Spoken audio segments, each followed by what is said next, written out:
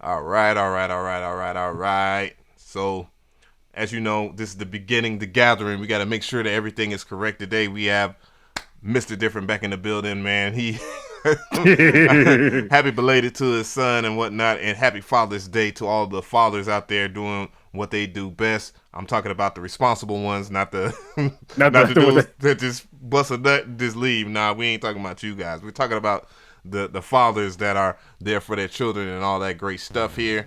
I see the chat is popping and whatnot, but I don't see why the chat is not working. So I'm gonna go ahead and test the chat out, and put the patented A in there. Oh Boom. shit! Your video popped up like real quick. Did it? Hell yeah, real quick today from F. What's up? YouTube actually working today. Right. Except for my damn chat. I gotta see what's going on. Okay, now my chat is showing up. So There you I'm go. gonna pop up this damn chat, man. So, uh, we have a pretty good one today, as you can see by the titles and whatnot. We're getting into a lot of stuff. I know a lot of people. We're gonna talk about some really legitimate shit here. Some that I had to get off my chest. Some things that I think a lot of people the people to talk about, and it's just a really interesting week altogether here. So, with no further delay, I'm gonna go ahead and hit everybody with the we live again. So make sure that everything is working right. We lit. So yeah. Oh shit. Here we go again. New soundboards and all that stuff. So we got some stuff rocking, man. Instantly inspired by Spicy Sundays. I don't know what they're doing. They're probably gonna go live at the same time as us. We was just talking about. Hell yeah. We're gonna see our subs. I mean our check go down, or you can just open up both of our shows. Just to give us some time to mute it or whatnot. But let me see. Got one more thing to do, and we're gonna go ahead and kick this live. We already 2 minutes in. We also got like what? Well, okay, now we're green. Yeah, now we're green. Oh shit. Yeah, baby. Yeah, that's what I was waiting for, because I do not want to go live and then that shit just crash. And hopefully the overlords at YouTube.com won't sit there and try to censor us or anything like that during this stream. So with that. I can't with this guy. I can't with this guy. We back once again. We are back once again. You already know. Damn. Hell no. We are in there. So let's roll that intro. Let's go. Woo.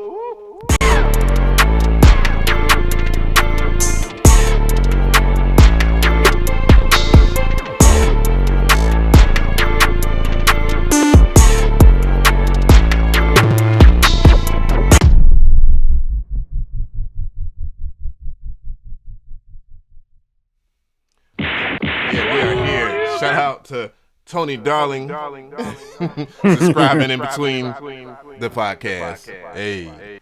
But we got a pretty good one today. So today's title is called Cap Space. And no other title would be perfect for the podcast other than Cap Space, because there's been a whole lot of capping, a lot of things that's been said, and a lot of things that I want to get off my chest. So, I could be the bearer of the bad news as well as the good news, or whatever news it is. It's got to be talked about. So that's what we do on this podcast for those who are new watching or whatnot.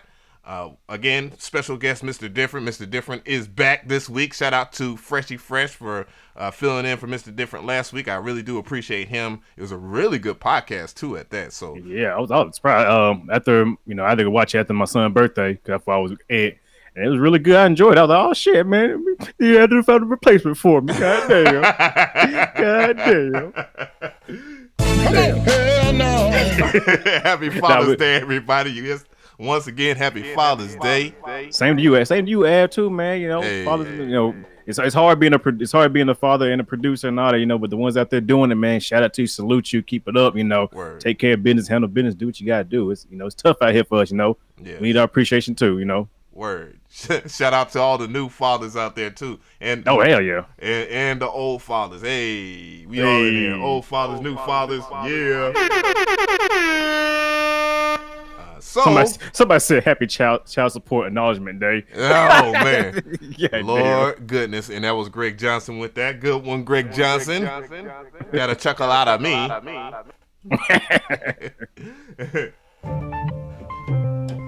Oh shit.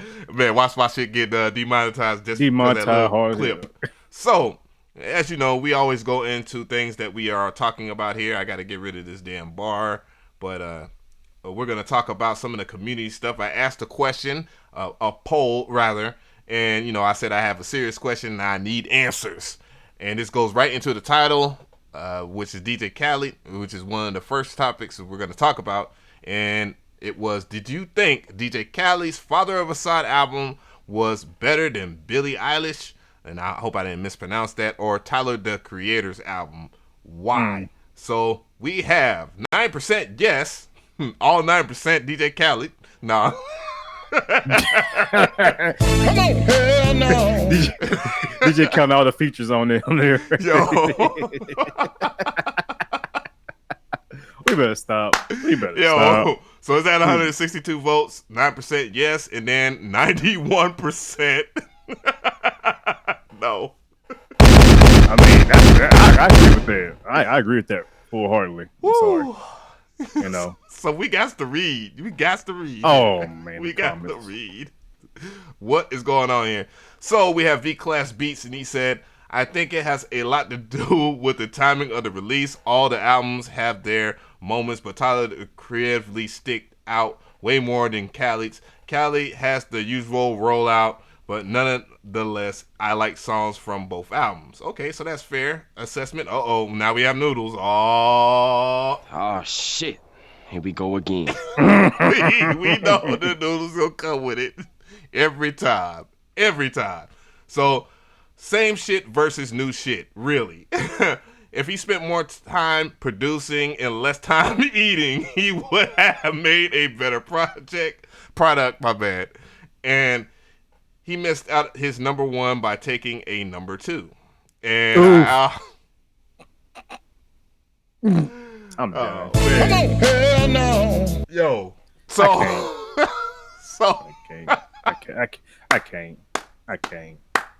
can't. Man, one more. Malcolm from the North, says Khaled's been making nearly the same album over a decade now. Tyler made an album with some actual music craftsmanship behind it, and I honestly have never ever heard a Billie Eilish song in my life. Knock on wood.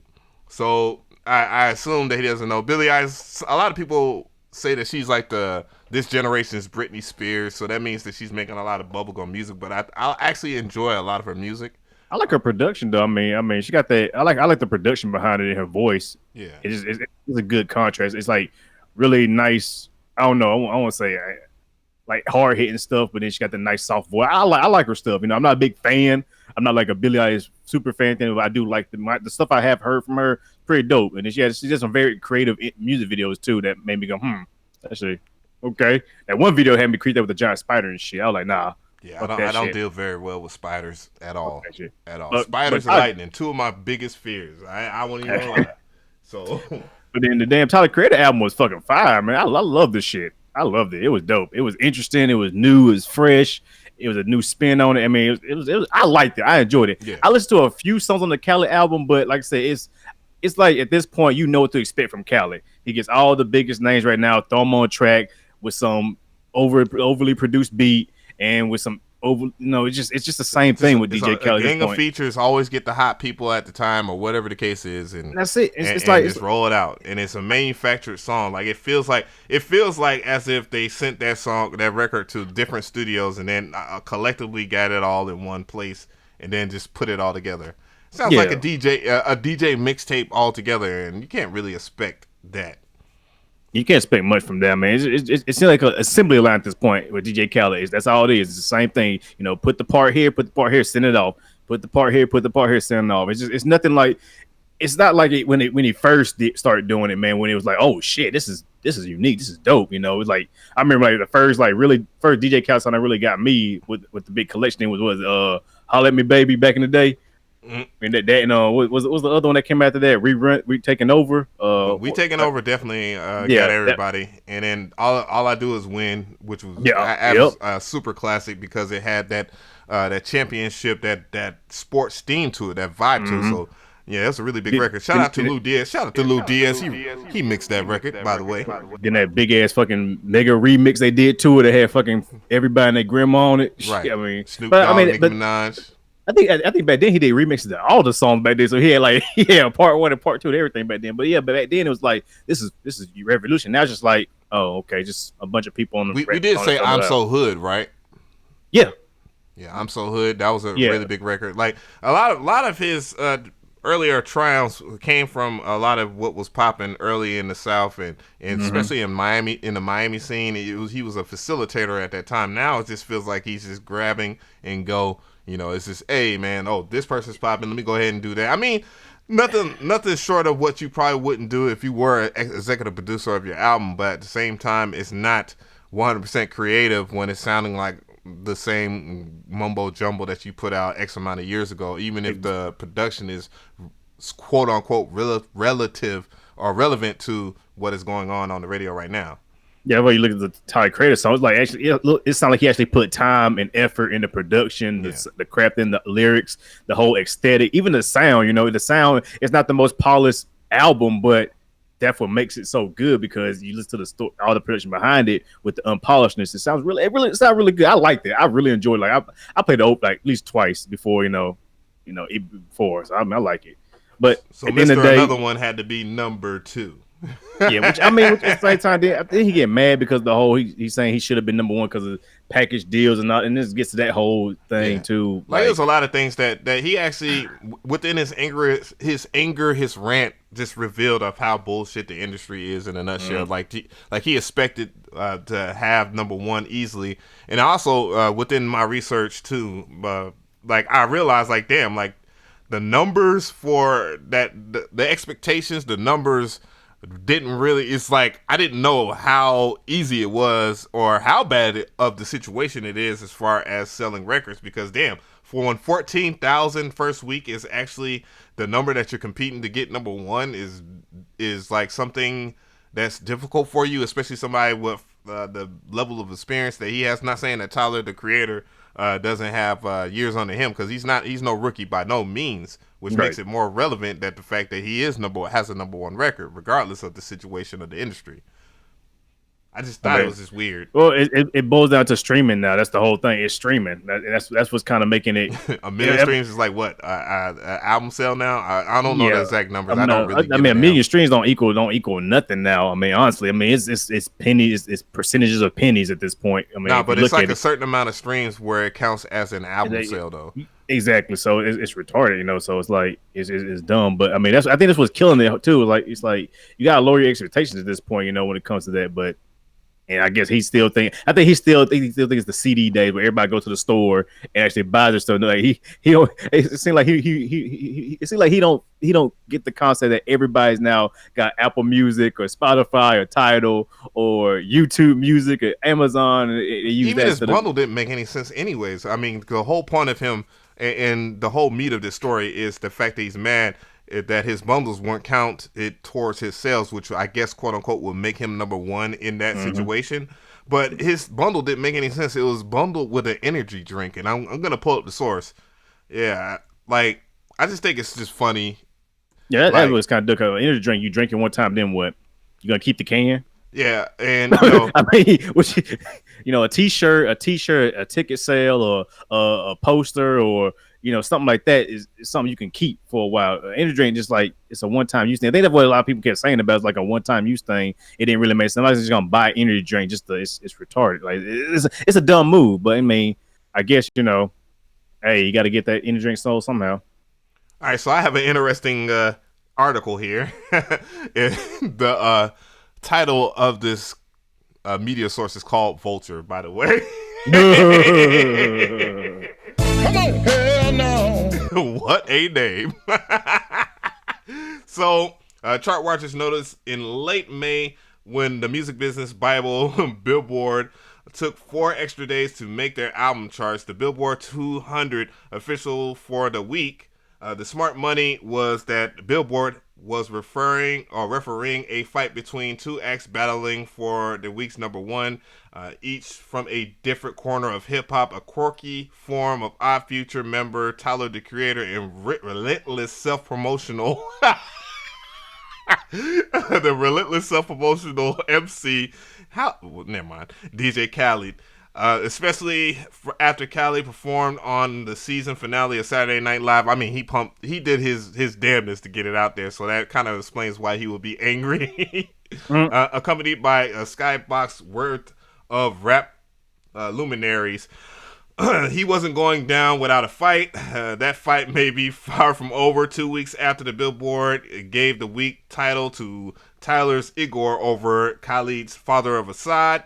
Khaled is rumored to be planning a lawsuit against the magazine on the premise that he was robbed of the number one album. The charge, Billboard reportedly disallowed from the charge sum of 100,000 merchandise or merch bundles Khaled sold the week of his first album drop, collecting a Father Assad download to the purchase of a Khaled branded energy drink. What in the actual...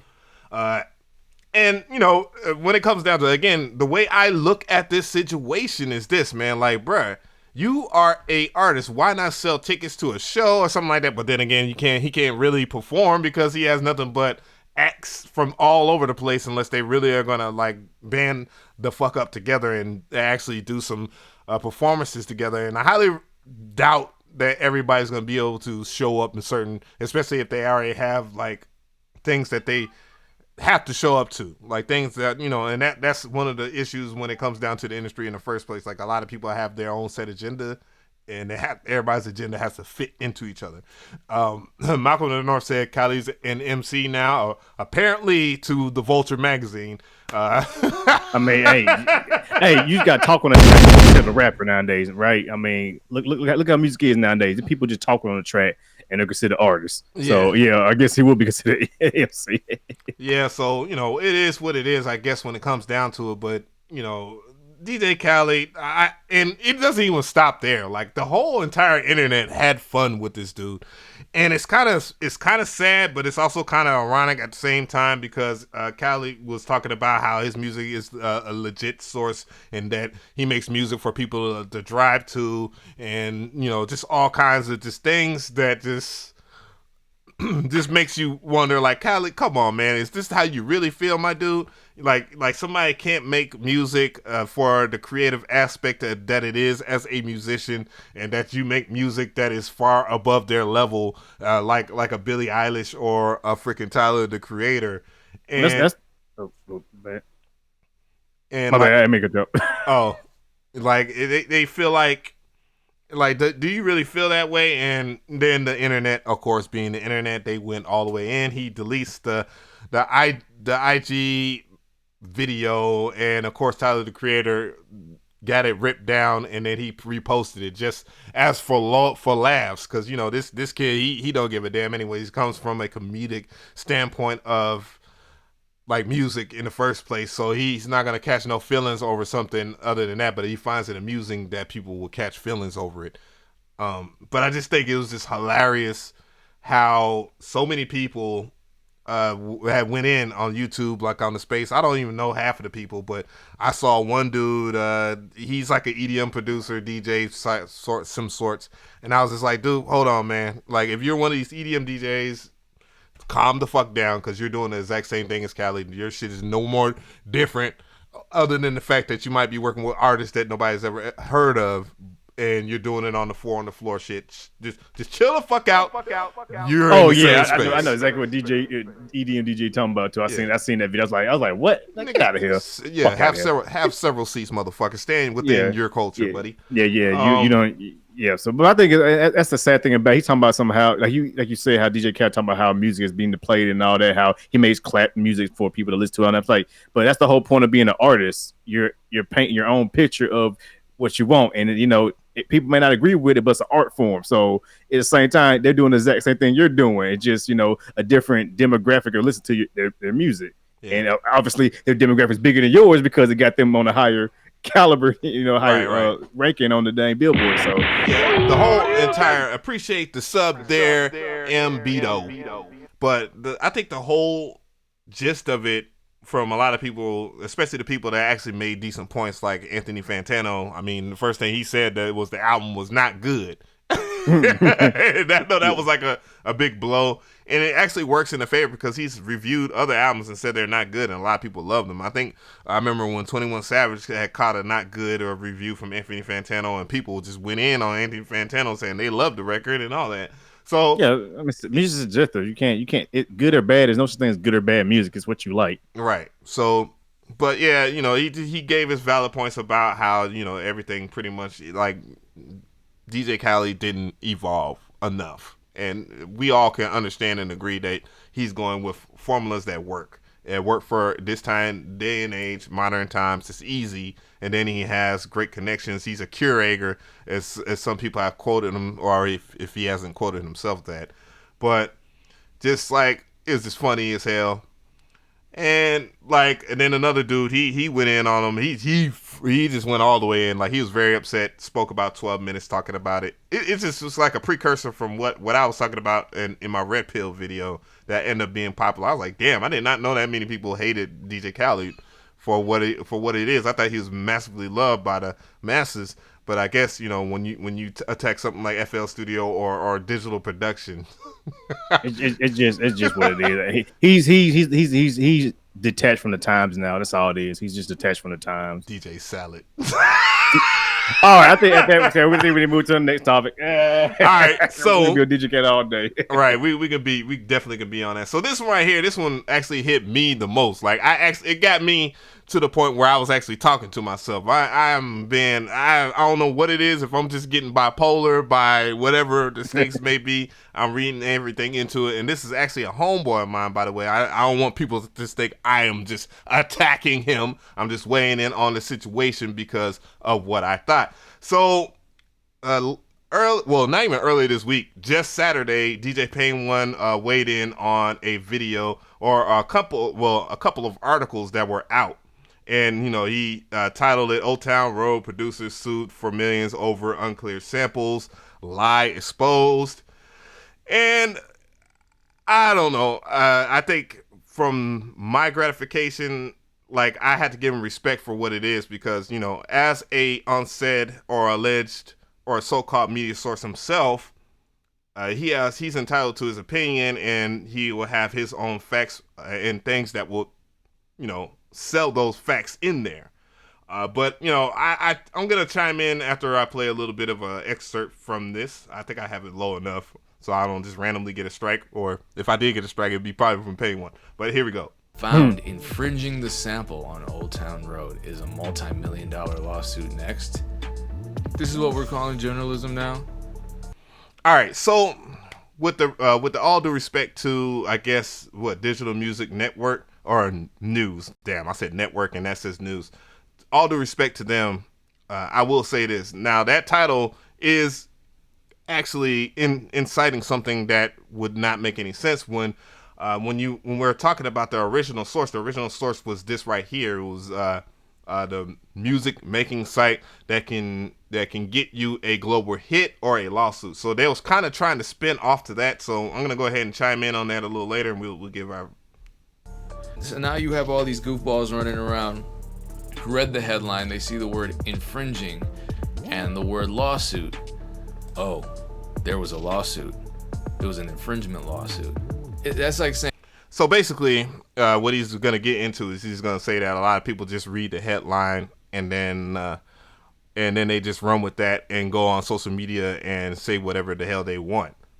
How is that not like ever the case with anything? That's just social media at this point. It's just social media nowadays. Everybody is a bona fide doctor in something now because of social media, Twitter, Facebook, Instagram, everybody. So you're gonna have those people. That's not gonna change since the dawn of social media, since the dawn of content creation. Period.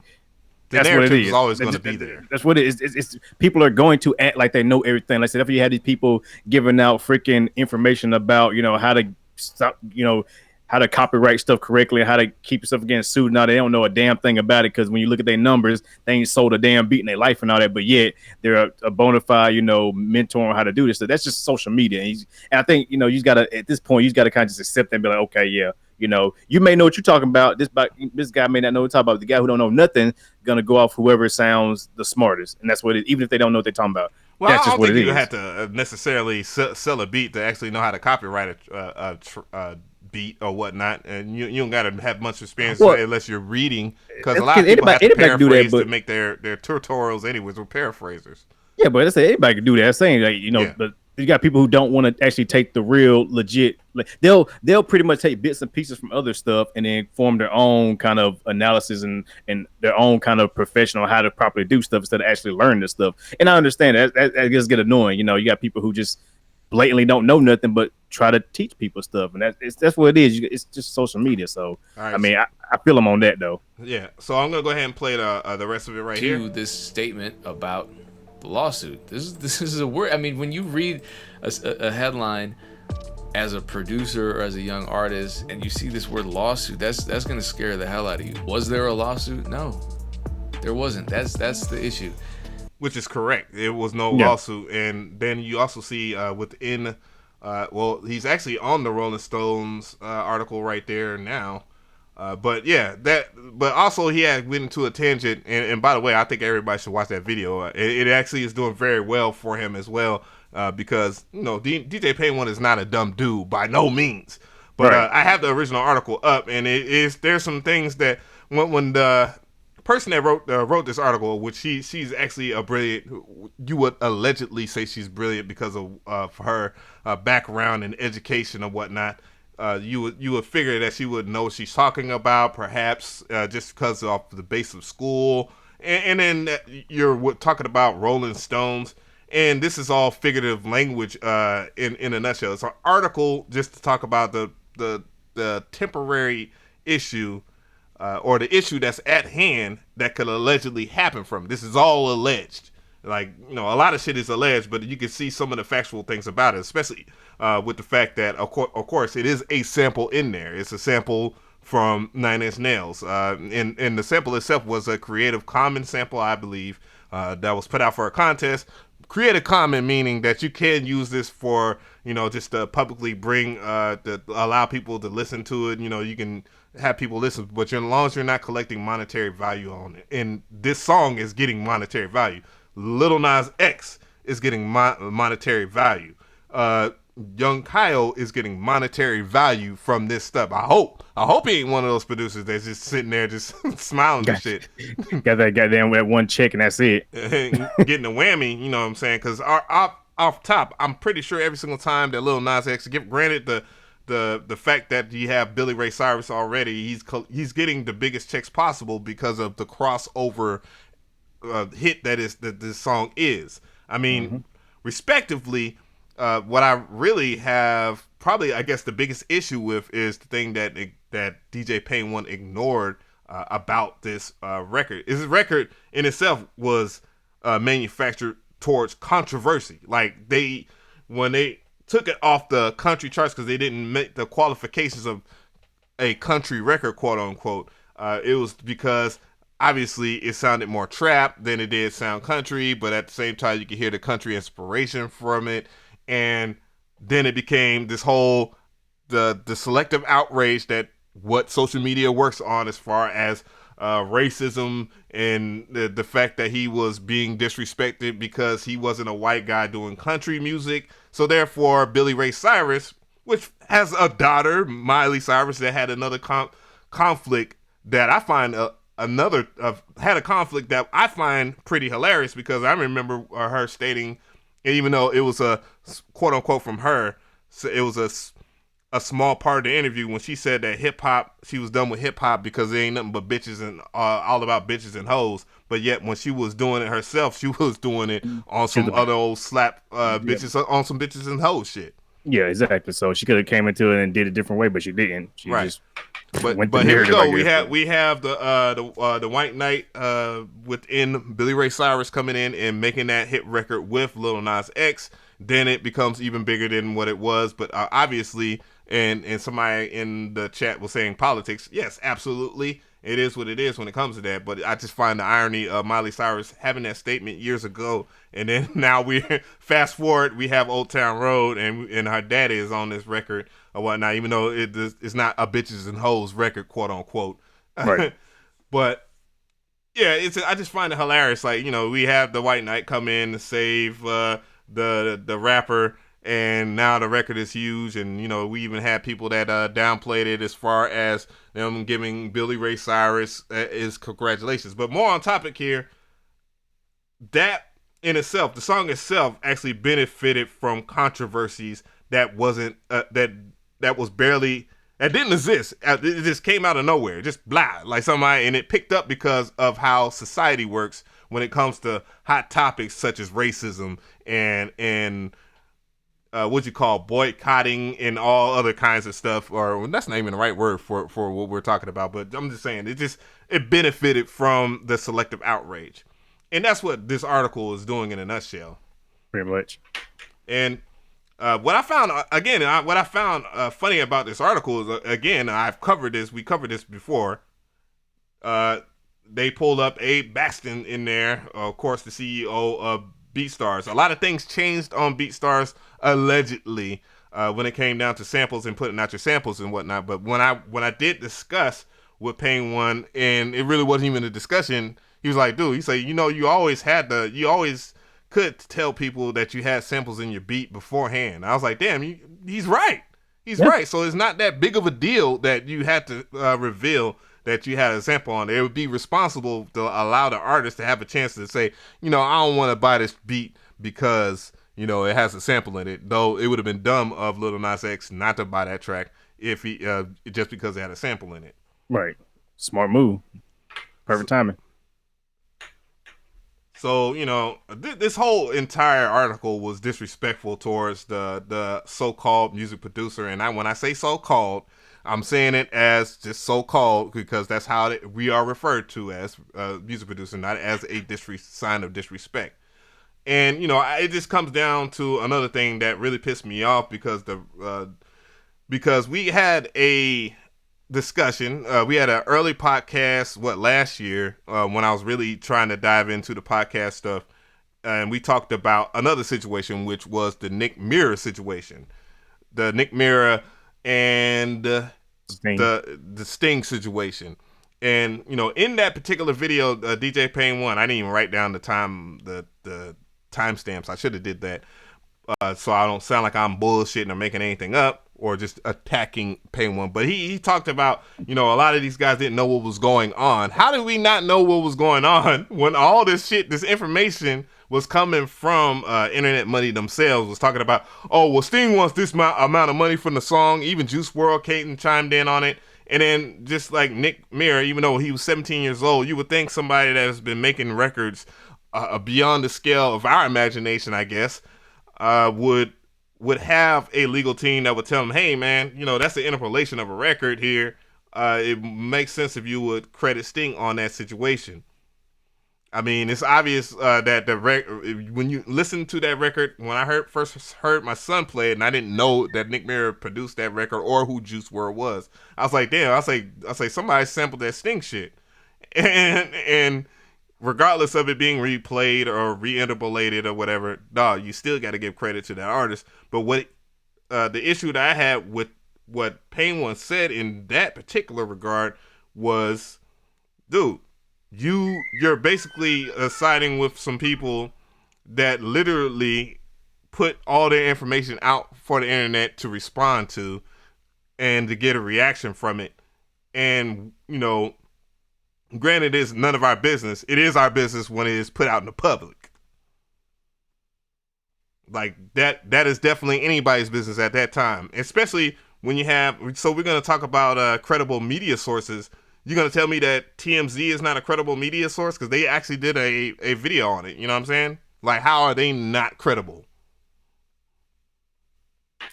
I don't know, man. Journalism crazy nowadays. Like, journalism is going in a crazy way these days. But yeah, you got points there. Like, I can understand there's no proof at all, then yeah, makes sense. But if there's proof there, then how's it not credible? If there's actual proof and they give you the facts and how is it not credible? Right, and it's right there. It's right there. Just read the article. It's right.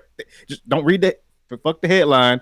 Read the article. The headline may be fucked up and crazy. The headline is just to get people drawn in to click on it. That's what the headlines are for. Just like it's a hit piece. Like his video. Like who in the fuck would have clicked on it? It was like Old Town Road, the success story. Yeah, nobody. But man, yeah, titles are just there to get people to drawn in, but you have to actually read and understand and look up, and then also fact check it yourself. Don't just read it and then be like, oh, okay, read it and then check the sources yourself to see if it's okay. So yeah, there it is. It's right there. It's right there. Boom. That's a lot of people don't do that. That's the problem. Right. Like there's just always some room and some time to actually do some investigation. That again, I respect Pain1 for saying that. It doesn't need to be said to anything like me, any person like me or you. But it's just the reality of the situation. But not all this shit is fake news just because the title is spent in a certain direction to make people read. Like that's I'm gonna use the famous quote of KBZ. Y'all don't know how the internet works. Like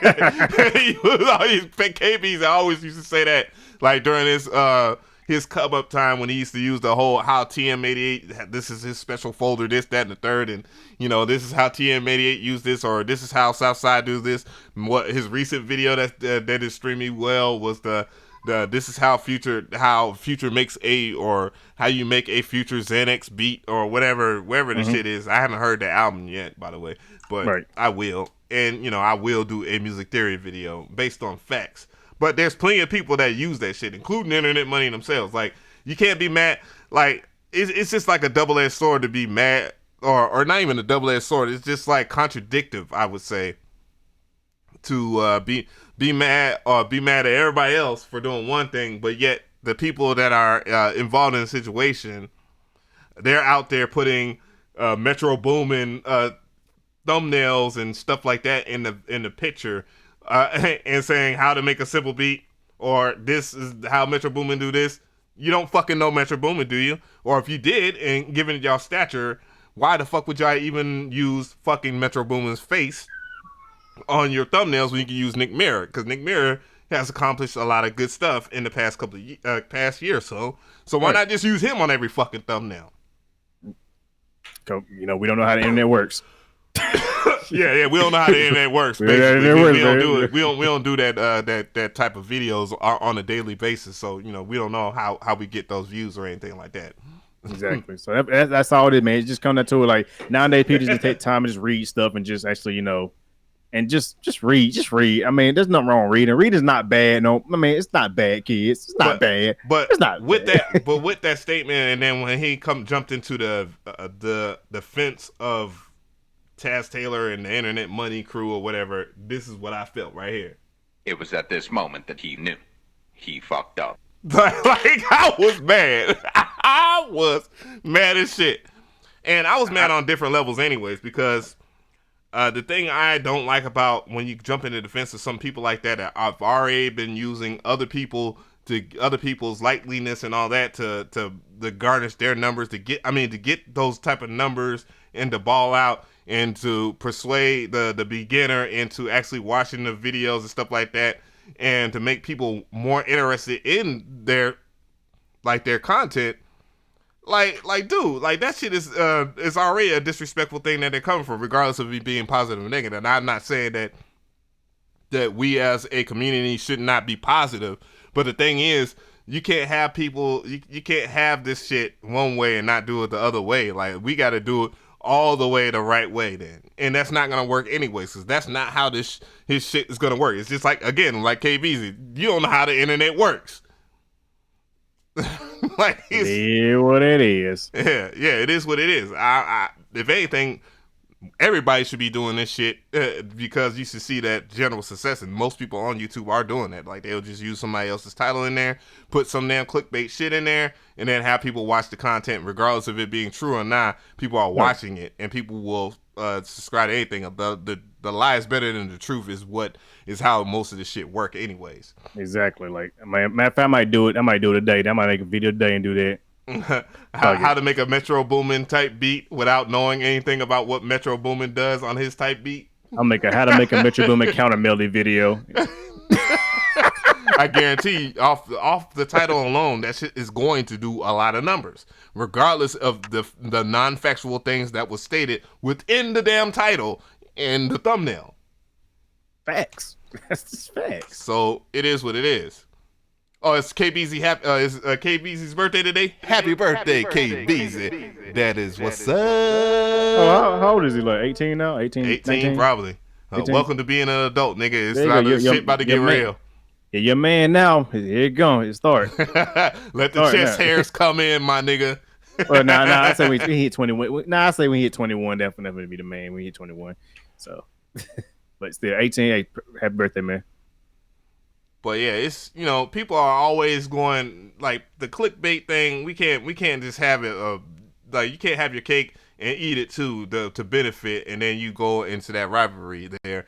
But I mean, I love Pain1 for what it is. Like, Pain1 is actually a person I actually would fuck with from a long way. Will actually ride with, because a lot of the things that he says true. He actually speaks a lot of the real reality behind things. He's also a real teacher, and he has a lot of accreditation for what he does. But sometimes when you play the two sides of the fence thing, that somebody's not gonna like it. He already said he don't give a damn anyways. I was just like, yeah, well, I don't expect you to give a damn. Right. Somebody said Daniel Bugoli, future boyfriend, you can't take anything that he or she says seriously. He said KBZ said he was a Crip now. I mean, if he is, I ain't gonna do with that. Yeah, that really isn't news anyways, and don't give a fuck anyways. If anybody record that jump in video, send it my way. I want to see that. KB laying them niggas out too. Be beating everybody ass, goddamn. Hell no. Yo. Oh man. Yo. Well, you ready to move on to the next one? Yeah. Yeah, I mean, closing statements, because I don't know. Touchy thing. I just say at this point, you don't believe everything you see off the bat. That's my thing. That's my thing now. If you see something, don't believe it off the bat. Do your own fact checking, do your own research, do your own looking, understand it, and then before you just jump to conclusions. Don't just look at something like, oh God, I better not do whatever this guy did. Just do your own research. I mean, the information out there you got Google. Everybody has Google on their phone, on their computer, whatever. You could check up all this stuff. None of this stuff is hidden. I mean, there's YouTube videos, there's articles, there's websites. It's books. I mean, come on. I mean, just do your own research. Well, you can't trust all the media sources, because all the media sources is out here trying to destroy niggas' names and shit like that. You don't know how to, you know how the internet work, Av. That's all it is. Yeah. I don't know how the internet works, man. so I can't really rock with what the fuck what fuck anybody say. I just gotta believe in myself, goddamn. But yeah. And hey, there it is. At that point, hey, learn from your own mistakes. Honestly, that's the best way to do it. Fuck it. If hey, Surprise, motherfucker. That's how I look at this shit. Surprise, motherfucker. Only you care. It's the reality of it is you gotta just be concerned with what you're doing, because if you're concerned about what other people are doing all the time and you're trying to follow somebody else's boat, they can be steering you into the motherfucking Antarctica, to a damn Titanic type situation. By all means, they could be leading you into the worst of situations, and then they'll leave you right then and there, because they the one that got the guns and shit like that, and they only gonna shoot the bullets or shoot at the creatures that are gonna attack them. You can't just take anything people say with any type of fluidity these days. I think I just fucked up a word, but anyways, don't matter. I mean, hey, it's good enough. I mean, shit, I done fucked up a bunch of words on my stuff, so who cares? It's the internet. It's 2019. It's 2019. It's 2019, man. yeah. We don't know how the internet works, but anyways, with that, I guess we'll go into another thing that I thought was pretty cool. I thought this was actually a really dope excerpt, and we're talking about Skippa the Flipper here, and Skippa the Flipper, for those who don't know, he used to be a part of, and I say used to be because now he is on his own. He's a lone wolf. Was a part of QC Quality Control, which is home of the Migos and Little Baby and City Girls, etc., etc. P and Coach K, and those are other people there. So I got this pretty cool clip. I got it from One King Cornell that was on Twitter, and I thought it was a really cool clip, and I'm gonna go ahead and play that, and it goes a little something like this. How the hell did you sign all these producers? Because I keep it playing. Right. I feel like I feel like in this whole industry, bro, niggas be trying producers, but at the end of the day, bro, where the fuck would we be at if it wasn't for the fucking the fucking beat? It shit comes from the beat, And bro. it's not that hard to keep the producers happy because they're used to not getting any fucking praise or acclaim for what they do. Thank you. Right? All them folks just want some paper and some and just to be seen, bro. It's they beat, nigga. Goddamn, keep it playing with the people, bro. And there's a million producers that we could think of who basically created the careers for certain artists. And yeah, those artists are still huge, but like if you have a dope producer who has a unique sound, do whatever the fuck you got to do. I agree. Give them money, give them clothes, give them anything, take them on tour, do whatever you got to do to keep that motherfucker happy because in reality, as soon as he starts to get on, if you weren't treating him right, he's going to be with a bigger artist, he's going to move on. But if he has that loyalty towards you because you had that yeah, that's the end of that clip right there. So how do you feel about that? I fuck with that, man. That's a show that, you know, there are good artists out there, and I know a lot of producers believe that fuck artists. You know, we were in that whole fuck artist thing when everybody back in the day was like, forget the artists, who cared about the artists, this work, you know, that whole mindset. There are still good artists just like that. I work with artists just like that who will help me out and whatever, make sure this and that, and really want to work with me and all that good stuff. That's just how it is, man. There are good people. It's just where you look. Stop chasing the major placements. There's somebody probably local in your town who will do more for you than that damn major artist can ever do. Well, I'll take it back. That's wrong because major artist got a lot of money. But you know, we'll fuck with you harder than a major. Yeah, we'll fuck with you harder than that major artist. You know what I'm saying? Because like I said, that's how it is. And then if you help them get on, of course they're gonna bring you with them because you helped design their sound. And that's how I see that. So yeah, I mean, just there's some good artists out here still. I don't care. You know, it can be trap, real hip hop, R&B, whatever. Weird type shit. There's good artists out there still. We gotta take notes. We got to start appreciating those type of people. You know what I'm saying? It's not getting the whole fuck every artist mentality. Fuck you, pay me. Oh, you only got 10 off a beat. What if that's all that artist got for real? What if he got bills to pay? What if he got child to take care of? What if he got a job? He doing everything he can to get his career going off, and all he can pay you is $10 right now. You know, for a simple beat. But then when he get on, he gonna come back with a you know a couple thousand for you. Like, hey, bro, remember when you? Hey, here. You know what I'm saying? Like, I heard come on, so many of them damn stories, and damn, I tell you. Now, just to give the people a background about Skippa the Flipper. Skippa the Flipper is actually responsible for putting on Murder Beats.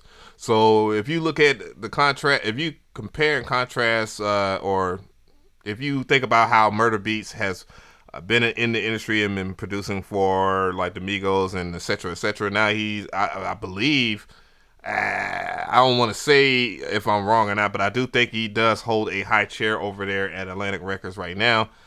You will see that Murder Beats pretty much got on to bigger and better things, and he has done a lot of stuff that, you know, a lot of people like. Like you could put again, if we go back to the last topic, you put Murder Beats in your damn title and how he mixes stuff and all this other crap. Yep. You're gonna get a lot of views, but. You know, as a reflection of that, you know, Skippa the Flipper is actually, you can co-sign the fact that what he spoke on was actually true, that he actually has done stuff with other producers and, you know, trying to put people on and all that. If it worked, it works. I guess if it doesn't, it doesn't. That's just how business is. There was a couple of, like, matter of fact, the guy who did How Fast Can You Count It, one of his earlier singles that really got him on. I don't know if you remember that song, How Fast Can You Count It by Skippa the Flipper. It was like really. That's when he first. I haven't heard one song from Skippa the Flipper. I just heard him rapping a couple of freestyles, and I was like, "Damn, this dude sounds a lot like Offset." Yeah, Skippa Flipper's dope. I like it. But that's when he did the. That's when the dab was really popular. He was doing a dab a lot in his video. That's why people say he created dab. Whatever. But that's besides the point. But the guy who created that song, one of his earliest singles that really blew up, How Fast You Count It, lives 30 minutes away from where I stay. So yeah, so I know for a fact that he works with a lot of people and he really puts on for people. I can vouch for that. Like, I know, matter of fact, it's crazy. I stay around a lot of producers who produce major people. Right. And they still fuck with major people. They, you know, they may not be as big as a Metro Boomin or Murder Beats, but because the artists they worked with, you know, started off, you know, on the come up, they still fuck with them. They still keep them going. That's a perfect example for what Skip Foot saying. Like, there's artists out there who would do that. You know, you just gotta look. It's just how you look and how you know. Stop trying to. I mean, just stop trying to be like all these dudes who getting the major placements. You know, try to teach you this is how I got a major. This is how I get major placements. Just stop that. Just stop worrying about that stuff.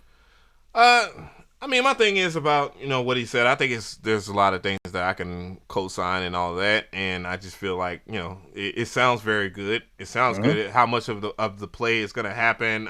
That's just up for the situation to happen. Now that he's a free agent, of course, we want to see what his next play is. Hopefully, he has a plan. I don't think he is a. Yeah, but I don't think he's a dumb person at all. I think he's been in the industry and involved. Again, of course, he discovered Murder Beats, which is a huge step and a good way to start things off when it comes to that. I've heard a couple of his freestyles. I thought he's a really dope artist too as well. My thing is, there's certain things that was said, of course, within that short clip, and this is just my hot take on it. So don't take my word as mine. It's just my hot take, my reaction to it. There's definitely not a million producers out here that are worth the salt. I'm sorry. I'm just kidding. We're not gonna just play it like it. No, he was just saying that sarcastically. I guess I guess that's his name. No Jumper was saying Adam 22. Adam 22 was just saying that off top, just to say it. And no, there isn't. But there are producers that are worth, keeping it in there, and it's great to hear the pay the producers thing. But the reality of it is, you got to earn your goddamn check. I think a lot of producers really do just think that they can just post stuff online and then they're supposed to pop right that instant. I've had so many damn people DM me talking about, man, this producer right here is whack, and my beats sound better. I get that all the time too. I'm like, dude, don't. And I think one thing I do agree with Abe over there at BeatStars, even though he was kind of deflecting that there's a lot of people, that he has this special unit that get front page priority over a lot of people, and then you got to pay for promotion on it. But the long story short, he was like, man, don't worry about everybody else's numbers. Worry about your numbers, and that some people do make up numbers, Allegedly, we could point that at a lot of people that look like they're doing a lot of stuff, but I don't even give a fuck about that anymore because I know I can do my own thing. We all can do our own thing and worry about what we got going on, and that's gonna work better. Shout out to you, Buck. Happy Father's Day to everybody that said Happy Father's Day, and Happy Father's Day yet again. But yeah, worry about your own numbers. It's just not and worry about having some stuff pop. Worry about the people that want to work with you. Point blank. I've been trying to preach that all the time. Like I say, stop worrying about other people. Do you. At the end of the day, if you do you and worry about you, you're gonna do good. You're gonna do great. Yeah. My beats may not compare to half the people out there. Okay, cool, whatever. Who cares? But at the same time, the artists I work with like my beats. Yeah, and guess what? That's all that's important. That's all that matters. They're paying for my beats. I'm making good money off of it. It's cool. Same with you. That's why I don't do beat reviews no more, because who gives a fuck if I say your beats suck or whatever? There's probably artists out there who probably loves your beats and will probably pay arm and a leg for them. Yeah, you just gotta find that artist and work with them and treat them with respect and treat them with the respect that they've given you. Just actually treat them as a human being, not as a paycheck. Treat them as this is and that's another thing. I think art producers need to learn how to talk to people and interact with people. Stop being that upload your beat to the internet and then just sit back and be antisocial. Learn to communicate with people, talk to people, and interact with people. Trust me, it'll go a long way. It'll help out in the future. Make a YouTube channel, show your face. Yeah, that's what I was telling the homie yesterday. I had kicked it with my a good friend of mine. We used to work up at Target together. Like, this was like post getting fired from my other job and just getting another job just in case shit just didn't work out. Even though I was like, man, I'm all the way in on this YouTube shit. I don't give a fuck. That was the year I made like 600 videos within 365 days. That's a lot of fucking videos. You a ham. Yeah. And I probably would. Well, I probably won't do that ever again. But dog, that was a whole lot of sitting in front of the computer and not doing anything else but just trying to make it. I was just telling him, like, dude, don't worry about what's popping right now. Just have you a plan. There's so many different ways that you can get on, from creating sample packs to this, that, and the third. But the thing is, you have to find your niche, your audience, and you're going to have to put a lot of dedication and time in there. You don't, and if you don't want to do that, you make sure that whatever avenue that you're going to take, you're making sure that is 100% something that you do better than the next person. And he's really talented. I remember him listening to his beats on his iPhone. I was just like, yo, Like, your beats are hard. And he's like, man, don't you? He's like, man, I appreciate that. Blah blah blah. He's like, man, you make beats, bro. And I was like, yeah, I make beats or whatever, because I was wearing my No Free Beats it's a red hoodie that I got from Sarah J. Shout out to Sarah J. But anyways, like he did that, and then I told him, you know, my handle or whatever, and like right in between, I think that was like the transition from having barely 100 subscribers to having maybe 3 to 4K. And you know, he just tuned in, kept on tuning in every now and then. He's like, damn dog, every single time I look at you, you're growing, dog. He's like, man, can you give me some advice? I was like, bro, I'll give you plenty of advice, man. First one is, your music better be good. Your music better be damn good. You know what I'm saying? And you know, if you're going to stick into the cliche trap-ish type stuff, man, you better be on top of the totem pole, and you better, you know, bring your best every time, because it's a lot of competition out there. Yeah, it's super. Being a producer is super competitive nowadays. I mean, it's way more than it used to be. So you got to either have a unique sound to you, or you got to be just godly with them drums and the melodies. Like, you got to be on some other shit. Like, you got to be on some other shit. But at the end of the day, I say just be yourself. That's the main thing. That's gonna get you further than anybody. I don't care what nobody say. If you just be yourself and do you, you'll go a long way. You'll be surprised. You'll be like, damn. Number one should be your music be good. I mean, I don't know. My beats just suck. My beats just suck. My beat's garbage. My beat's garbage. That shit's garbage. Your music is good. That's the thing. Your music is good, regardless of you trying to play it in. Just take the compliment. But your music's good. It's good enough to where people will actually have. It's good for me. It's good for me. It's good for me. Just me. That's how I see it. I say that's the whole thing. I'm just doing me and just having fun with it. Just that's what it is. Yeah. And you know, that's the thing about it. I say it's just it's a lot of things you could say to help, you know, to give kind of some tips or whatever. But same thing. It's just you just gotta do it. That's the main thing. Just do this shit. Like this doesn't come overnight. I mean, some people do. The biggest thing that knocks and kills a lot of people is that they're afraid to invest in themselves. Like, they want to download the pirated software. They want to get the hand-me-down laptop. They want to get the Jordans over the LLC. They want to spend only $20 a month on a website when they could just spend $200 a year and save a whole bunch of money. Some people don't even want to do that. They want to get the free shit, so they go over there to selffly.com and all these other websites that are not qualified SEO wise to get you on. It makes you look like you're doing the wrong thing. They don't want to pay for graphics, or they're not good for graphics. It's all about investing in what you do too as well. I mean, music's definitely got to be good first, but definitely self-investments, because ain't nobody. I know me personally, I don't want to work with no nigga that don't invest in themselves. And I hate to say nigga like that, but I don't want to work with any person that don't want to invest in their damn self, dog. You can count yourself out of it. I'm not trying to be Captain Save-A-Ho. I'm not trying to be the dude that helps you get on. I don't give a fuck if you make preset packs. I don't give a fuck about none of that shit if you have not invested in your goddamn self. Because at the end of the day, what happens is when you do put on people at a certain low point, they do not appreciate that shit when they do get to that level or whatnot. Because when you meet somebody, you want to meet at the same level as that person. And when you do meet at the same level as that person, you're going to have some great in the same ideologies. And you're not going to sit there and be pissed the fuck off when when shit does not work out. Because a lot of people, I've even argued with people that I have made shit been going very well, and then they still got problems, issue. Oh man, it's still not enough. And like, bro, you know what, man? You got to be thankful, man. You better start thanking the Lord, man. Get the God in your life, or get something in your life, and start having some form of appreciation, because you're doing too much. Exactly.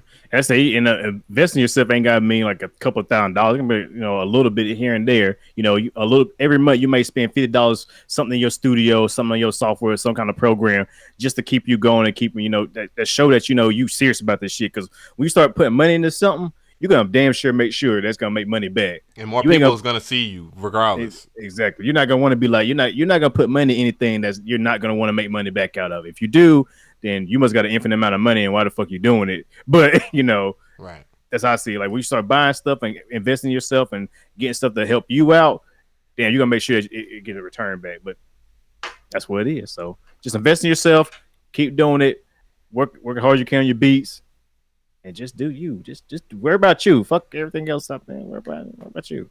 I haven't done the air horn all day. I don't feel like. But anyway, so we're gonna go to another topic here, and we're gonna just speak briefly on this because we want talked about damn Skippa the Flipper and Pain1 and DJ Khaled for a pretty damn long time. We're almost at an hour, like a minute in an hour. So, Native Instruments drops another audio damn interface. Holy crap! It was. I thought this was the one that they motherfucker. I thought this was the one that they. I thought this was the one that they was supposedly supposed to come out with the first one they dropped, but then this was supposed to be at the same time, but it was delayed, I guess. What's good, busy boy? Yeah. Well, this is the one I know about. It's the complete audio one that everybody was talking about. Of course, they hit the influencers with that first, so that everybody know that they had it or whatnot. It's out, and the complete audio one is actually pretty decent from what I've seen, huh? Me with one, man. But the Audio 6 is the one that recently came out. They put it out so fast they didn't even have the information on the website. I was like, dude, Native Instruments, y'all are promoting this. The information is not out on your website. So with that, we're gonna look at the complete Audio 6, and we'll talk about some of the specifications. Recorded audio in immaculate quality up to 192 kilohertz, 24-bit. Okay. Connect your whole setup, 4 analog in and out, 2 digital in and out, 2 headphones out. That's actually a big plus. 2 headphones out. So that's pretty cool. Yeah, that's dope. And MIDI in, MIDI out too. So it actually can act as a clock source. So that's actually pretty good for people that do actually still mess with hardware. Get creative with all the software. Of course, they bundle the software. I don't know if it's the complete bundle. Probably the cheap one, the Access, not Access. What's it called? What's the lowest version of complete? I bet it's that one. Gotta be the $99 one. What was the $99 one? The $99 one is they had the really cheap one. I thought was pretty cool. The one that fits in your pocket, but it didn't have like a line in or DI. And that's all my only question is, damn, does it have DIs at all? I see line and instrument, but the thing that makes actually it looks like it does. Yeah, it do. Yeah. Two in the back. 1 and 2, 3 and 4, maybe. No, three and 4 be lined in. That'd be your DI source right there. That'll bypass the preamp and just go straight to the hardware. So that's the DI most likely. But then again, it's like, what if you want to use outboard gear? That'd be your line in as well. So you can't use. That sucks. They don't have. Yeah, that sucks right there. So it has 4 outs and then it has 2 ins or like 1. Well, yeah, you have a left and right. I guess N3, N4. You can use it as a mono if you're using certain hardware. Of course, it's gonna be mono anyway, so it doesn't really matter. But then you got Spiff, of course, and you have your MIDI in and out. So it's pretty good. The price of it is like $239. Not so bad. But it's not.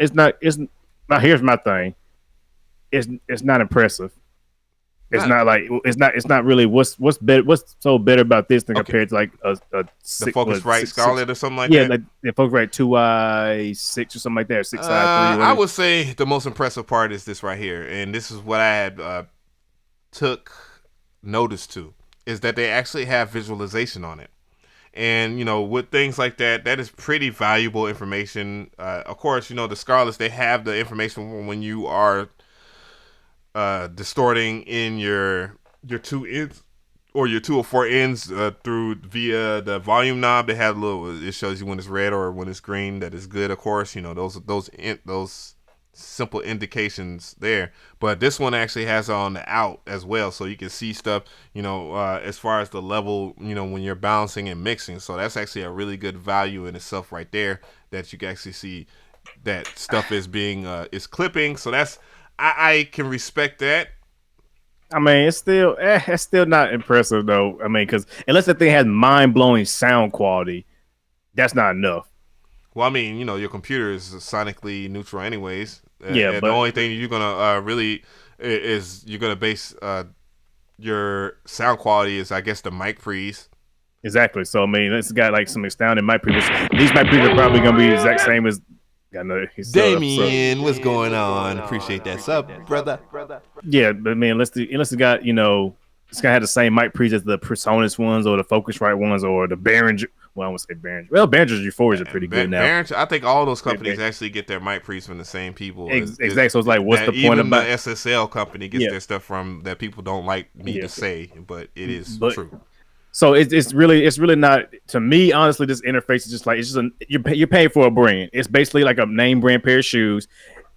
It's a pair of shoes that keep every pair of shoes keep your feet from getting dirty when you go outside. You're just paying for the look of and everything like that, and that's what it basically is. So it's gonna be one thing. I would say this: if you're investing in the Native Instrument ecosystem, you just want to keep that going. Yeah, I can see that is a pretty good product for you. But if you're not really investing like the complete control or the machine, anything like that, you're not really a Native Instrument person. Well, the Machine Mark III comes with audio interface, so yeah. Oh, but there's that. So I'm saying, but if you're not invested in that type of ecosystem, anything like that, then you're still better off with like a Scarlett or a Presonus or a Behringer one or something like that at this price range. Because I mean, anything under $500 is all gonna sound the same when it comes to interface. It don't matter what you buy or who you buy from. Anything like under $500 gonna sound exactly same. You're paying for features at that point. Like you want more features or less features, more preamps, less preamps. MIDI, no MIDI. That type of thing. Once you go past that 500 threshold, then you start hearing feature differences and connection differences. Well, Jimmy Shannon on Sound said that the Scarlett 2i4, which will probably be its direct competition. I will look that up to see where the Scarlett 2i4 stands. Is about $250 CAD though. That's Canadian. So I guess it'd be around the same field there. I guess what I could do is I could look it up for everybody. It's about the same price. I mean, I see one right now. You get a microphone, 2 cables, a pair of headphones for $240. Scar 2i4 on Amazon with Prime shipping. So yeah. They got one right here. They got a microphone come with it for an extra $50. So at that point, it's like, should I buy get the Scarlett bundle and be better, or you pay extra? I'm going to Streetwater to just to see what it be like, because it's $179 for that, but we're talking about 2i4, so we gotta equate the ins and outs versus the ins and outs of that one. Okay. So we got 2i4, we have MIDI direct. Again, one of the big flaws with this particular one I don't like is that the fact that you can't monitor outs. Like, I mean, you can't see where if things are clipping within the box, and that to me is a problem. I like to see what I have. Then your line outs are RCA, which is garbage. So unbalanced. So I won't count that then. And then balance your balance. You have 2 balance, and then you have your MIDI in and MIDI out. So I mean, you're saving, but you're losing quality. I wouldn't say that, because the 2i4 is actually cheaper than the. So I wouldn't say that's the direct, but the 2i4 is cheaper. Yeah, the 2i4 is cheaper. But you're losing quality at the same time as well. I think the great compared to the 2i6, the 6i6, that's probably the best competitor right there. 6 or 6i6. 6i6. Yeah, the 6i6 would be the direct competitor to it. So it's $20 more, like $20-$30 more. It looks like about $20 more. So we're looking at that, and now you have the 2 ends on here, 2 headphone jacks. Yep. Again, still the same issue when it comes to visualization. But Focusrite give you a free plugin every month. Give you a free, legit plugin every month with their account. If you got an account Focusrite, you get a legit free plugin every single month. They one time they gave away Fab Filter stuff for free. So, yeah, you gotta think about that. Native Fab Instruments Filter Light. Yeah, you gotta watch those guys. No, it's the full Pro Q2. It's the full thing. Fab Filter made no light version of that. Yeah. So yeah, I mean, so you look at that like that. I think the Focusrite still have more value than the Native Instrument stuff, in my opinion. And then I see that they have a app for it. That's pretty cool. I mean, you can control the actual settings from your iPad and iPhone, so that's not bad. That might not be the full extent of the software itself, but then again, I like Native Instruments software as well. It's software. I'm not a big fan of hardware though, personally. So it is what it is when it comes to that, right?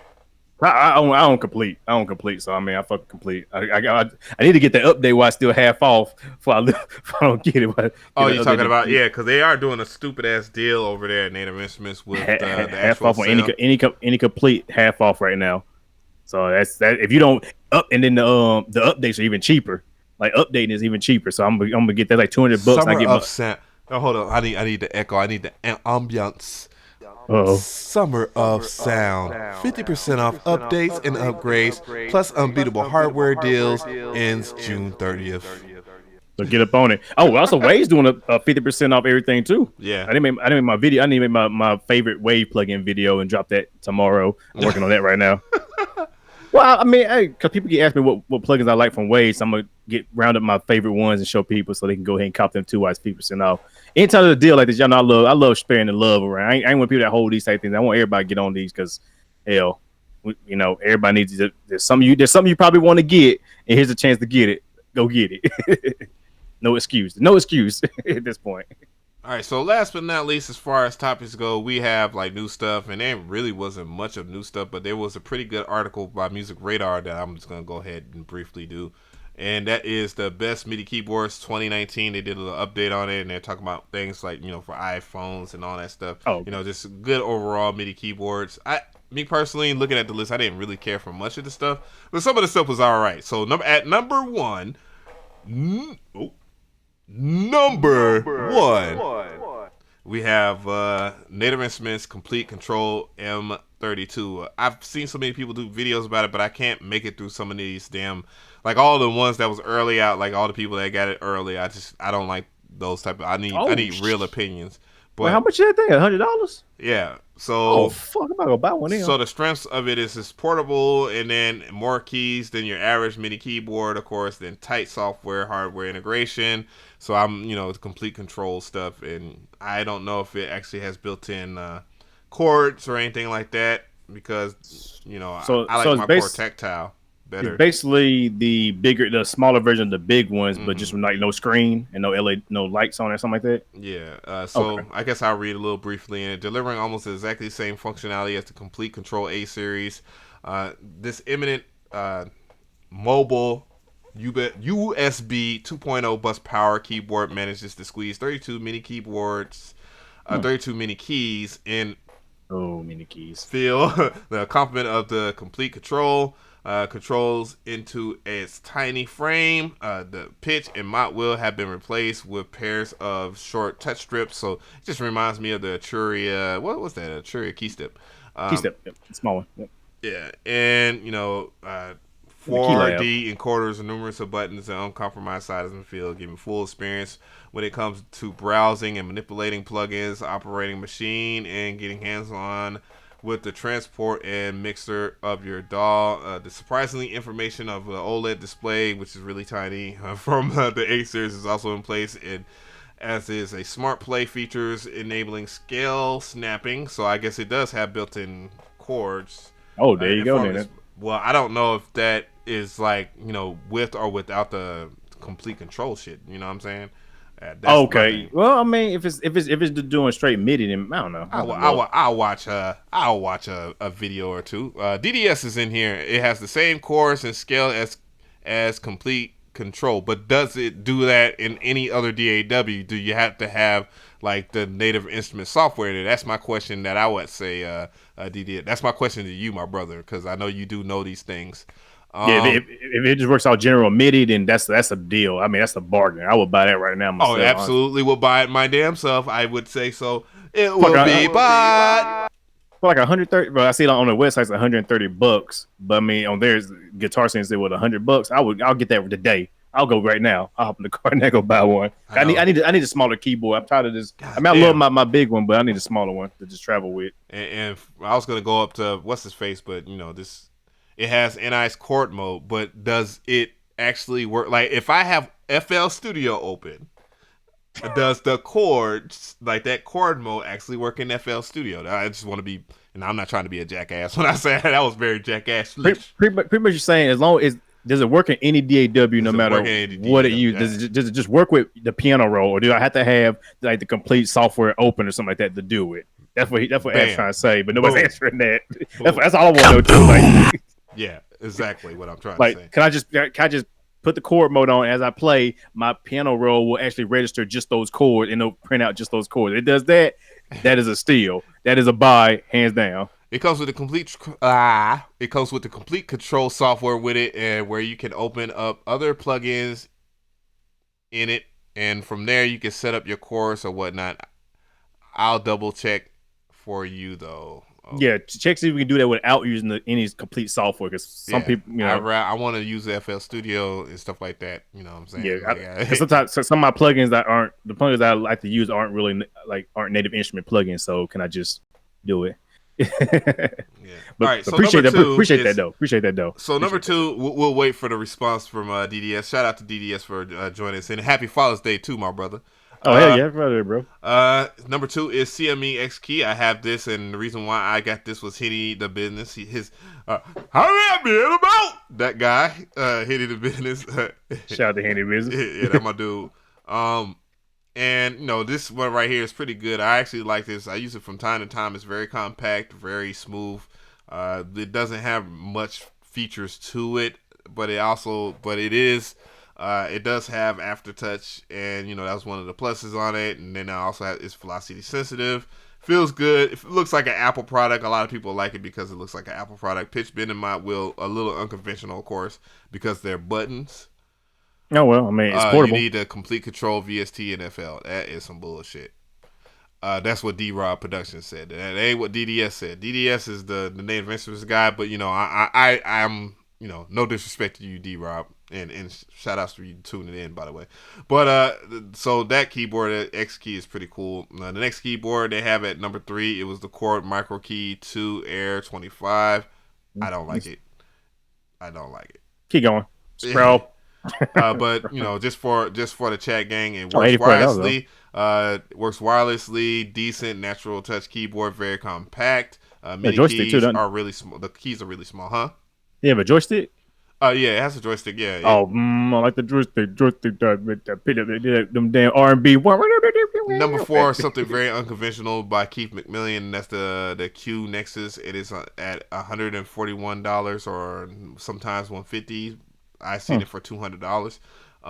You know, the keys looks a little different. It's like the keys from, I want to say, what was that crap that I have from Korg Nano series.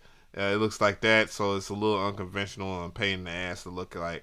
It says the incredible portable and robust, illuminated pressure-sensitive keys, CV and gate MIDI conversion built in. Then the negative is key configurations can be impractical because of that fucking setup. And number 5, which I think this should be at least number 2, is the Churia key step, and I don't know if they just have this on there just listed or they just, you know. It's like only portable keyboards. It looks like. Best MIDI keyboards. MIDI keyboards, and you know that's what I'm kind of glad that they did this. But number 5 is the Churia key step, and the plus about this, a lot of features. Yes, I like it because that CV and gate is perfect for people that are modular and do that. Flexible range, digital to analog ins and outs, and then compact, light, very portable. No power supply in the box. If I'm not mistaken, you don't really need a power supply if you're plugging it into a laptop, but if you was trying to use it standalone. Yeah, because it has CV in and out. It needs that power to send them signals out. Yeah. So let me see. I'm looking at the chat right now. When it comes to with the keyboards, you have, but that comes with the keyboard, so you'll have it. Okay. So I'm guessing you got the order to do it. You gotta use the software, which is if everybody's pretty much saying right now. That's what I'm saying. That sucks. I'm sorry. It was a no-brainer for me. Yeah. But I'm gonna do some research myself too as well. Do appreciate everybody who helping us out because. What about the Motivation Keys Mark III? Not on the list. Well, of course it should be on the list. I'm thinking it's a little further. I had one for a little bit. I got to test one out from Novation, and I want to buy one of them for my studio, but I still need something to travel with. I want a 25 key. That's all I care about. Yeah, they only got the big one though. That's the sucky part. So the next one is the Nectar Impact LX88, and you know that's one of the first fully integrated FL Studio controllers. Yes, I did shade that Akai Fire. I'm not sending a fire. Where is it at? Hell no. So, anyways, the pluses of this is full-size keyboard, solid but portable, great value. The keys aren't hammer action. I don't know what that means, but I'm pretty sure it's probably janky as fuck. Next one is the Rolly C board block. I could pass on this. I wouldn't never buy this. I mean, experiment. If it was cheaper, I would get one just for unique the playing fun. experience. Plus, good build quality. Negatives take time to adapt your playing. Yeah, it's not a traditional keyboard. It's like it's like almost. I don't know. It's weird. I played on one. It's weird, but if it was cheaper, I would get one just for some sounds like string sounds like that. Organic sounds really play well to that. But that's so I can see drums and shit like that. Nah. Oh, I came on the medium one. Nice. The next one I came on to medium one. I've had this, and this was kind of not a no bueno thing for me. I bought it for my iOS. I bought the smaller one, and then I bought the 49 key. I didn't like the whole entire experience. And right now I'm just floating without no iOS dedicated keyboard for right now. I have one on the Chord Bot. I just ordered again, so I'm just gonna go and take that route. Hopefully I will get it this goddamn time. So but anyways, I came the iRig keys. The pluses are MIDI controller, audio in and out, so it does have a built-in sound card on it, and that's very convenient. Impressive bundle software. I'm not too much of a fan of a lot of, unless it's like the T-Rex series stuff and the EQs and stuff like that. It's really good. The only one mono input, entry level keyboard. Okay. Number 9 is the Native Instruments Complete Control S61 Mark II. One to two screens. And DDS did get back to us. He said, all right, so I was able to open up the keyboard, but no scales. However, when you open up the Complete Control with FL Studio, you can open up other VSTs and use the scales with it. Yeah. So you can still do it, but I just got had this. I mean, not a big issue for the price. I mean, for $100, it's still a damn good deal. I mean, honestly, it's like So I mean, I'm glad you said that. I probably can get around that then for the price. If it was like $250 or something like that, I'd be like, might as well get a chord. You might as well get it if you can. I mean, I think they're discontinued now, but the Chord Tactile has built-in chords and all kinds of shit, and it works in every DAW. Every DAW, and there's a map, and you can use it to record, play, stop, and all that stuff. Transpose works in FL Studio, so it works in Ableton. And I don't know about Studio One, but I do know it works in those two DAWs for sure. But I have to look into it some more. I mean, I'm still in the market and look for stuff. Like I said, I need to kind of shrink my studio down a little bit more. Like I said, once I get this big keyboard out the way, I think I'll be in a better place. I'll be happy with what I got. Lord Swing says, what do y'all mean when it says it won't play scales? I'm confused. Yes, you can play scales manually on your keyboard, but I'm talking about as far as playing scales using the preset scales that come with the complete series. If you have or use anything within the software of Native Instruments, they have like different set of scales that you can use, so you can get general ideas of what you want to play. Even if you don't know how to play, it's just really good to have that feature, because you can always come up with ideas for song or make tracks and grind it out without working so hard, and just utilize some of the best feature about Native Instruments products, and that is the goddamn sounds. And some people like the natural feel that you get when you actually play your chords out there and clicking them in too. It's a lot easier just to record your idea and then go from there. It's a workflow improvement. It's a workflow speed up. So right, I do like that. Any keyboard that has built-in chords and scales, I think is a plus, is a dope. Huge plus. Even the Fire, even though it's trash, it still had built-in chords and scales, and I had to give it to him. It was fun, but goddamn, them damn buttons on that piece of shit was horrible. Oh man, don't worry, the keyboard coming out soon. I've seen leaks of it. Oh word, I just fucking with Jada.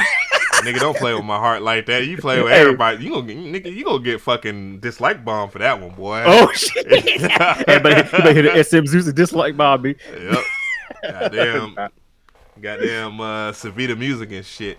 But anyway, I'll have a come on, hell no. But anyways, at number 10, it was a Complete Control A25. I wonder I'm not even. And at number 11, the Novation 49 SL Mark III. So there you go, right there. That was mentioned. Yeah, that's a dope keyboard. That's an amazing keyboard. The price is it's a little bit pricey for my opinion for most people, but I mean, I think it's still good because it works both with hardware, modular stuff, and the chords work great. The screens, and it works with any DAW too. It's a great keyboard. I love it. It's Key Lab. I got the smaller version of that right now, and that's that was the list. That was it. Okay, well, I mean, they got some good keyboards. Time to get on Streetwater myself and start looking at some stuff now. Streetwater, you time to go in the hood and ask who's fucking robbing. Hey man, I got $2 going there and steal me a keyboard. All right, hold on, gotcha. Word. But it's still a whole drum set. The whole drum set. I done seen it happen. I'm telling you, I've seen it happen. Right. It's real in the streets. But I guess that's it then. I mean. How you want to end it? What you want to do now? I don't know. We pretty much did like half the Q&A inside of this stuff right here. I mean, we actually talked about that and just the new stuff. Oh, well, I guess we could give our opinions on a plugin that actually started doing pretty well here as I dig in my nose, but. And that was the Sublab. You was the one that put me on to Sublab. I had to give the credit to you. I actually beta tested Sublab. I was beta testing it for weeks when it was in development. So I have a real good connection with FAW. Matter of fact, I got to do my video today giving away 5 copies of it.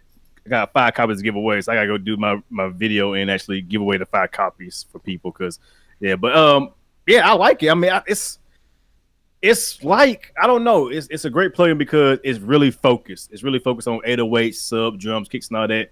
And I like plugins that don't do a million different things. I want a plugin I just pull up and it does one thing and does it well. And the fact that you can do a lot of stuff with the pitch, the volume, the filters, the saturation is really great. I love saturations. Your compressor is okay. It's not the best compressor. I will admit that, but it works really good. And I did tell the guy, I said, the only thing that I would say about that plugin is you need to add an export function. You add an export function, that motherfucking plugin will just stone cold kill all the other drum 808 synthesized plugins or drum synthesized plugins out there for that. Because that's all it's missing, really, in my opinion. It's really good. I love it. I use it on every beat I use. Every beat I use, it got Sublab on that. I used it in that particular video. I bought it, of course. I bought it from a Plugin Boutique, and I looked at it and I was like, damn, it has some clear cut advantages over some other ones that I had bought in the past. Kick 2, goddamn, like sometimes when you're tuning your damn 808 shit just has that nasty ass drop off at the end, especially if you're doing a longer 808. It will end up in G instead of C, so that will just throw off anything if you was trying to make some 808s in there. And then, $40, a great price for it there. I like the filter section, especially the fact that you actually have a visual version of the envelope, so that means you can visually see things. The distortion circuit, the distortion module, very good. I really like the fact that you can dial in specific harmonics, especially odd or even, so that does make a difference there. So that was a really good notoriety to them. As far as sound design, legato. I mean, you can do poly mode, but default legato is definitely where you want to be. And yeah, exactly. You can glide, so if you really don't want to do that, But of course, the thing I cried about was the export button, which really doesn't make a difference to me because I'll just record it in Edison when I make my edits. But just like for some people who don't have the luxury of having Edison, I mean. It just makes things easier. You can just export to a kit and save your metadata and all that good stuff in there. Make your own drum kits and sell them and all that kind of thing. I think it's a good sound design tool. That's what I like, especially if you tired of using the Spins 808. The death of the Spins 808 has arrived. Thank God. Tired of using that 808 over and over. Now make your own 808. I seen a tutorial by some fuck nigga saying that's the 808 that you need to get bouncy fucking drums. Dumb motherfuckers. So, other than that, it's a really good tool, especially the sampler in there. Of course, you can, apply the ADSR to the sample itself there. You get nice, short, quick 808s. You can pretty much do a lot. You can do drums. You can throw drums in there and process drums in there as well. I mean, it ain't just for 808s. That's the thing I like. One thing I haven't tested out, though, because I do have a 50% completed pack for it. I want to see, and I'm probably just going to test it out and see if if you can load up your own your own WAV file or whatever you choose, and then you can see if you can save it, and then it will be a part of that pack without you having to put it in another folder and telling people to paste it in there. I wonder if it's going to be convenient like how it is convenient in Electra X. That's why I like Electra X. But you got some subs today, man. Yeah, shout out to Richard Brown. I see one more good question in here. I'm gonna answer that. I guess that'll be it for me. Somebody asked about Phase Plant, which is a new synthesizer. I actually have a copy of it. Doing my review of it now. I've been playing with it for about a week now, and yeah, that plug it's a crazy one. That's all I'm gonna say. You have to see my review for it. It's pretty. It's a lot. That plugin's a lot. Yeah, it's a lot. It's a lot. I weighed in on that, and I guess I'll weigh in on it again. I'm not impressed. I mean, you gotta play with it. No Mind Matrix. Well, yeah, there is. There's a Mind Matrix in there.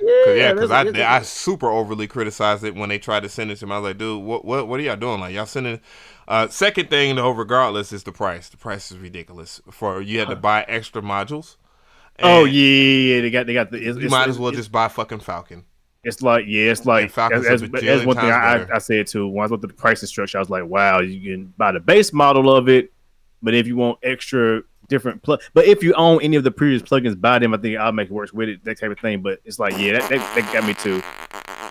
I wish I had a fart sound for that. It's dope, but it's just it's in my opinion, it's too much bullshit behind that to even sell that. Like they don't realize they have competition. Yeah, it's not for hip hop. I'll tell you that much. It's not for hip hop. It's not for anybody if you have Falcon. Yeah, like Falcon, at least with Falcon, you have not only one of the best libraries of companies that have a library of stuff that you can get if you are one of those simpletons that don't want to make your sounds. If you do make your own sounds, you could do anything that you want, and it doesn't cost you anything additional. You don't have to pay a monthly fee or any of that other jargon that just ruins the hell out of a plugin. I'm sick of shit like that. Companies need to fucking do better when it comes to putting out software and stuff like that. Somebody said, y'all talk about Nexus. Get out of here, Lord Swank. I kid you. Hey, man, Nexus. Oh, God. Hey, well, Nexus dead once the goddamn new updated FL Studio come out. Nexus is going to be dead. Ain't nobody use Nexus no more. That new, what's that thing called? Fucking Flex. Yeah, when Flex come out, Nexus dead. Like, because FL Studio said, fuck, we're tired of people using Nexus all the time. We have to make our own Nexus. Pirated versions of Nexus. Yeah. Oh, yeah. Oh, because the real deal Nexus is actually dope. Like, we can afford it. Right. That's a stupid expensive plugin. I don't care. $250. At least they realize that they just can't sell it bare bones for $250 like almost a decade later. Goddamn. Oh yeah, man. They gotta just give it up. Be like, fuck it. We just need to get these things gone and just keep money in our pockets. Let's just give it away for whatever. Come on. But yeah. Whatever. Everybody's on Omnisphere anyway. Omnisphere. I highly recommend Electra X. I don't give a fuck what people feel like or say, but I think Electra X does the exact same things that Omnisphere does, and including more stuff. Because DJF makes the best kits. Him, Ocean Views, and Imperial makes some of the best kits. I could make some in Omnisphere, but I just, again, it's like, dude, why when I make a preset in there, that should take us like 50% of my motherfucking. Don't you hate them presets that people be making on an Omnisphere? It's just the same. It's just pretty much regular presets with like one knob turned. Oh, you mean like the ones that certain people sell? Yeah, I was like, I saw something. I said, wow, they really just turned one knob and call this a preset. Get the fuck out of here, man. Don't buy Omnisphere preset banks. That's like when people just buy Nexus preset banks. Remember that shit? Oh my god! Turn it off the reverb. this the real Johnny Giuliano 808 kick from Nexus and Leeds. Like, what the fuck? Get the fuck out of here with that shit. Get the fuck out of here. Yeah, man, fucking garbage ass kids. Anyway, but that's enough ranting and acting goofy. I guess that's that's all, folks. Hey, you need that. You need that, man. That's be the next for next week. Yeah, the next one for the next on the soundboard. Absolutely.